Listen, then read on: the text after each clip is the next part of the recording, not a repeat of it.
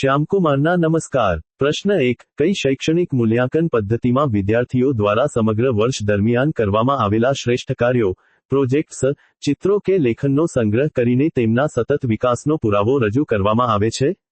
જવાબ: પોર્ટફોલિયો મૂલ્યાંકન, portfolio assessment.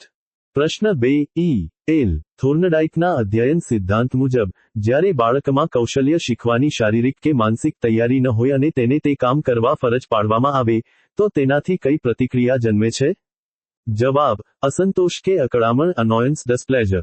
પ્રશ્ન 3, નવી શિક્ષણ નીતિ 2020 NEP 2020 અનુસાર પ્રાથમિક શાળાઓમાં ભાષાકીય જટિલતા દૂર કરવા ધોરણ 5 અને શક્ય હોય તો ધોરણ 8 સુધી શિક્ષણનું માધ્યમ મુખ્યત્વે કઈ ભાષા રાખવાની ભલામણ કરાઈ છે? જવાબ: માતૃભાષા, સ્થાનિક ભાષા, પ્રાદેશિક ભાષા, મધર ટંગ, લોકલ લેંગ્વેજ। પ્રશ્ન 4, જે બાળકમાં ધ્યાન કેન્દ્રિત રાખવામાં મુશ્કેલી, ભારે અતિસ્ક્રિયતા, હાઇપરએક્ટિવિટી અને આવેગશીલતા, ઇમ્પલ્સિવિટી જોવા મળે છે, તે કઈ મનોવૈજ્ઞાનિક ક્ષતિ ધરાવે છે?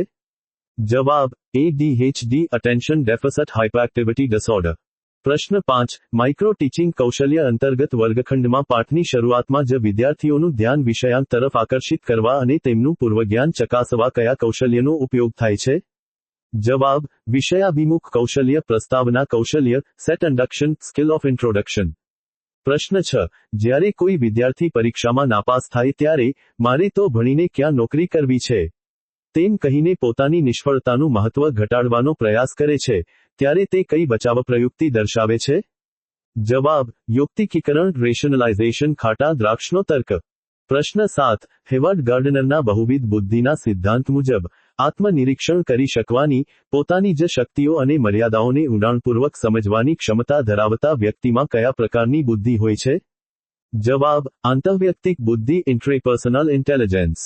પ્રશ્ન 8, શિક્ષણનો અધિકાર અધિનિયમ RTE એક્ટ 2009 ની કલમ 21 હેઠળ શાળા કક્ષાએ વહીવટ અને નિયંત્રણ માટે કઈ સમિતિની રચના કરવાની જોગવાઈ છે? જવાબ: SMC school management committee, school management committee. પ્રશ્ન 9, લેવ વાયગોત્સ્કીના સિદ્ધાંત અનુસાર, બાળકના વિકાસમાં તેના સાંસ્કૃતિક સંદર્ભ અને સામાજિક આંતરક્રિયા, સોશિયલ ઇન્ટરેક્શન ને કોના કરતાં વધુ મહત્વપૂર્ણ ગણવામાં આવ્યા છે? જવાબ: કેવળ જૈવિક પરિપક્વતા કે એકલવાયા અનુભવો કરતાં। પ્રશ્ન 10, જ્ઞાનાત્મક વિકાસ ક્ષેત્રે જીન પિયાજે દ્વારા દર્શાવાયેલ સંરક્ષણ કન્ઝર્વેશન ની વિભાવના અનુસાર બાળકમાં કઈ સમજ પ્રગટે છે? જવાબ: પદાર્થનો આકાર કે દેખાવ બદલાય તો પણ તેનો જથ્થો, વજન કે કદ સમાન રહે છે તે સમજવું।